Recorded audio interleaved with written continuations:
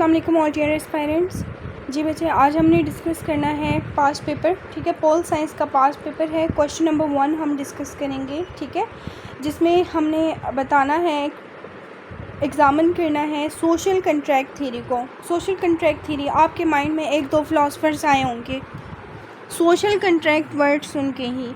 Firstly जब भी आपको क्वेश्चन की कोई स्टेटमेंट आती है ना, तो आपने उसको समझना है। ठीक है, मतलब आप उसे इंटरप्रेट करने के बजाय सबसे पहले अपने क्वेश्चन की स्टेटमेंट को समझें कि वो क्या कह रहा है। ठीक है, critically examine the social contract theory, लेकिन अब आपने इस पर क्रिटिकली एक्सप्लेन करना है, इस पर क्रिटिसिज्म करना है। क्रिटिसिज्म वर्ड ही उन्होंने पहले बता दिया कि जो थीरीज़ है वो आपने एक्सप्लेन करनी, साथ उन पर क्रिटिसाइज़ करना है।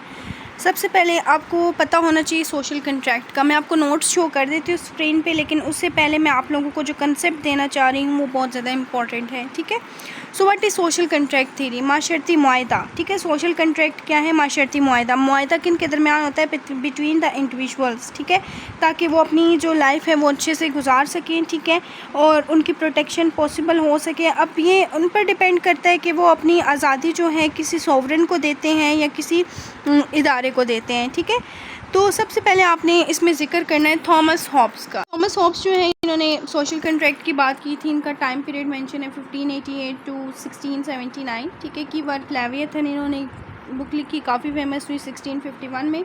सो Hobbes describes the state of nature as the pre political condition where there is no government laws and social structure. ठीक है, क्योंकि अब जो थॉमस हॉब्स था उसका ताल्लुक उस सोसाइटी से था जब जिस वक्त ना तो कोई हुकूमत थी, ना कोई कानून था, ना कोई माशरती ढांचा था। So in the state of life in this state life is solitary यानी तन्हा थी। नास्टी, ये आप कोट भी कर सकते हैं, brutish and short due to constant fear and the threat of violence. हर वक्त यही डर रहता था कि कोई दूसरा आकर कहीं हमला ना करते। Social contract to escape this anarchic condition. अब ये जो कंडीशन होती है ना, इसे एनार्की कहते हैं। ठीक है, चंद सिरी हुकूमत जिसमें आप पर ना थोड़ा सा जुल्म ज़बरदस्ती की जाती है, तो इससे फ़रार हासिल करने के लिए individuals naturally mutually agree to surrender some of their freedom to the sovereign authority. उन्होंने डिसाइड किया कि हम एक ऐसा अपने लिए शख्स चूज़ कर लेते हैं या कोई अथॉरिटी चूज़ कर सकते हैं, कोई बादशाह बना लेते हैं, कोई हुकूमत जो कि हमें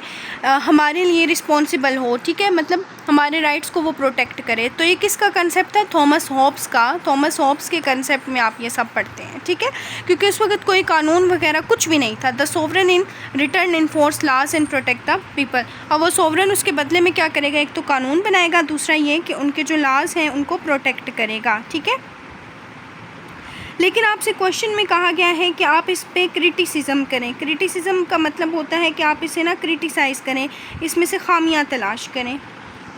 अब जो सोशल कंट्रैक्ट थ्योरी है, इसमें एक हिडन पर्सपेक्टिव मैं आपको बताती हूँ।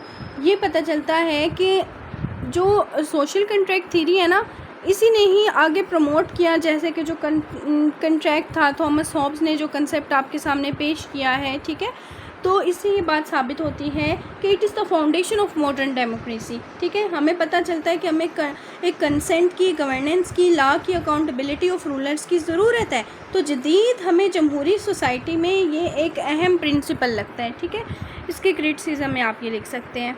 Next is John Locke. John Locke को आप हाईलाइट करेंगे। टू ट्रीटीज ऑफ गवर्नमेंट इन्होंने लिखी 1689 में। स्टेट ऑफ नेचर की बात करते हैं, यानी स्टेट ऑफ नेचर जब कुदरती हालत थी। ठीक है, यानी हर चीज़ नेचुरल थी, नेचुरल लॉ था। अब जैसे कि कुदरत का कानून ऐसा है ना कि अब बारिश लगी, आप तेज़ बारिश में बाहर जाएंगे तो आप भीग जाएंगे। तो कुदरत का कानून ऐसा है कि आपको ऑटोमेटिकली सज़ा मिल जाएगी आप उसके इनहराफ करोगे तो। So Locke state of nature is less grim than Hobbes. He sees it a state of equality and freedom where natural law governs individual. However, property rights leads to conflict. कि property rights जब दे दिए जाते हैं ना, लोग जो हैं आपस में कन्फ्लिक्ट्स का शिकार हो जाते हैं, उनके लड़ाई झगड़े शुरू हो जाते हैं। ठीक है, तो इसमें इट सेल्फ क्रिटिसिज्म मौजूद है।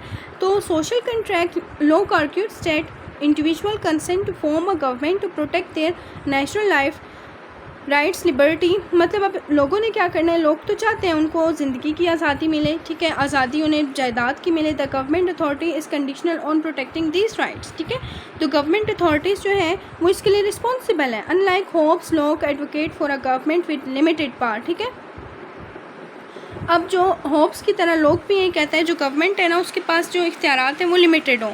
लोगों को राइट्स ज़्यादा दिए जाएँ। तो फिर ऐसे तो पॉसिबल नहीं हो सकता ना इतना। So focus on individual right. अब इस पर क्रिटिसिज्म आप करें तो आपको क्या पता चलता है जॉन लॉक के कंसेप्ट पे कि उसने बहुत ज़्यादा इंडिविजुअल राइट्स पर फोकस किया है। ना सिर्फ जॉन लॉक बल्कि थॉमस हॉब्स ने भी। Political authority, justification of political authority हमें मिलती है, ठीक है। फ्लेक्सिबिलिटी ऑफ अडाप्टेशन मिलती है। अब यहाँ पर आ जाता है जेन जैकिस रोसो को आप थोड़ा सा मेंशन कर देंगे। 1712 से 1788 तक की वर्क इनका जो था वो सोशल कंट्रैक्ट था। द सोशल कंट्रैक्ट 1762 में इन्होंने पब्लिश किया था।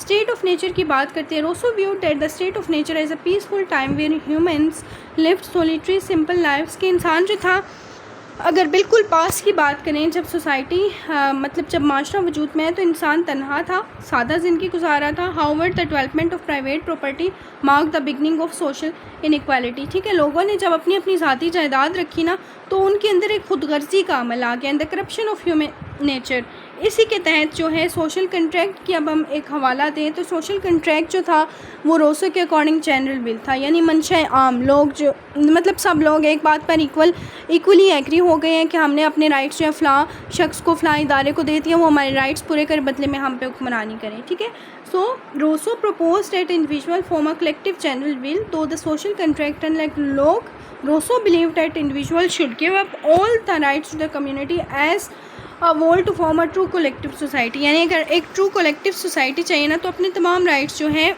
वो आप सोसाइटी को दे दें। ठीक है, तो ये कंसेप्ट किसका था? That was all about your famous philosopher Rousseau. Next आ जाता है इमैनुअल कांट। 1724 से 1804 तक का टाइम पीरियड था इनका। मेटाफिजिक्स ऑफ मॉरल्स इनके इम्पोर्टेंट वर्क्स में शुमार की जाती है। 1797 में इस्टेब्लिश की गई। So Kant did not focus on the state of nature in the same way as Hobbes, Locke और रोसो। अब ये जो है इमैनुअल कांट ना तो लॉक को फॉलो करता है, ना रोसो को, ना हॉब्स को। इसने अपना एक अलग सा हट के कंसेप्ट दिया। Instead he emphasized that the moral and rational framework in which individual recognize the necessity of laws for a just society. यानी उसने कहा कि फिर ऐसी हमें सोसाइटी चाहिए जहाँ पर जो है कानून के मुताबिक लोग अच्छी ज़िंदगी जो है वो गुजार सकें। ठीक है, मतलब इसे भी नेसेसिटी ऑफ लॉ फील हुई। यहाँ पर अब आप एक चीज़ नोटिस करिएगा, ये उन तीनों की डायरेक्शन से हट के बात करते हैं क्योंकि इसने नेशनल लॉ पर बात नहीं की। ठीक है, या नेशनल सोसाइटी पर। Social contract believe can't believe that the social contract is not a literal historical event but a rational justification for the legitimacy of governments, and government must act according to the universal law that respect individual autonomy and freedom। यानी government जो है वो एक ना ऐसा कोई कानून बनाए जो कि यूनिवर्सल हो। ठीक है, और सब लोग जो हैं मतलब ये नहीं कि इंडिविजुअल्स बल्कि इंडिविजुअल्स को भी आप अथॉरिटी दें। ठीक है, तो ओवरऑल हमें इस कंसेप्ट से क्या पता चलता है, मैं आप लोगों को थोड़ा सा इसको सम अप कर देती हूँ। अब आपने इसमें कंसेप्ट्स देखे हैं। सबसे पहले आपने देखा है थॉमस हॉब्स का, मैंने आपको करवाया, फिर जॉन लॉक का, फिर जेन जैकिस रोसो का, फिर इमैनुअल कांट का। ठीक है, फिर आप इसमें 20वीं सेंचुरी के कुछ मॉडर्न डेवलपमेंट्स का हवाला देते हो तो बेशक दे दो, लेकिन सबसे पहले होप जो था उसने एब्सोल्यूट सोवरेनिटी की बात की थी। लोक ने क्या कहा था? नेशनल राइट्स की, लिबर्टी के, प्रॉपर्टी के राइट्स की बात करता है। रोसो का मैंने कहा कि वो कलेक्टिव सोवरेनिटी मांगता है। ठीक है, और कांट जो है justification of loss and government. तो ये जो जितनी भी थीरीज हैं इनका किस चीज़ पर असर पड़ता है? हमारी गवर्नमेंट पर पड़ता है, जो हमारी गवर्नमेंट भी राइज करता है। ठीक है, और यही हम इसमें से कंसेप्ट लेते हैं और आहस करते हैं। तो ये क्वेश्चन था जो कि पास्ट पेपर का एक क्वेश्चन था, मैंने अहम समझा इसलिए आप लोगों के साथ डिस्कस किया। और प्रॉपर प्रिपरेशन के लिए सेपरेट क्लासेस ग्रुप्स बनाए गए हैं जिसमें आपको CSS की प्रिपरेशन करवाई जाएगी, चाहे वो आपका स्क्रीनिंग है, MPT है, चाहे वो आपका रिटन एग्ज़ाम है। ठीक है, for all type of preparation आप मुझे कांटेक्ट कर सकते हैं, और जो मेरा कांटेक्ट नंबर है वो डिस्क्रिप्शन में भी आपको मिल जाएगा। वैसे भी मैं आपको स्क्रीन पे टाइप करके अपना नंबर शो कर देती हूँ ताकि आप इजीली मुझे अप्रोच कर सकें। 507375। इट्स माई कॉन्टैक्ट नंबर जिस पर आप मुझे कॉन्टैक्ट कर सकते हैं। 031050737775। ठीक है, तो अब बात करते हैं क्लासेस ग्रुप की। ये क्लासेस ग्रुप है जिसमें स्टूडेंट्स को, चाहे वो जेंडर स्टडीज़ है, पोल साइंस है, हिस्ट्री है, हिस्ट्री ऑफ USA है, तमाम तरह के लेक्चर सीरीज़ जो है आप लोगों के लिए अवेलेबल है। और जो बच्चा 8 से 9 होगा इंशाल्लाह उनको प्रीवियस लेक्चर्स भी प्रोवाइड कर दिए जाएंगे। I hope that you got the point. Stay connected for more information and updates. My contact number is available right here. Miss Sareem को इजाज़त दीजिए, वीडियो ज़रूर शेयर कीजिए अपने फ्रेंड्स के साथ। अल्लाह हाफिज़।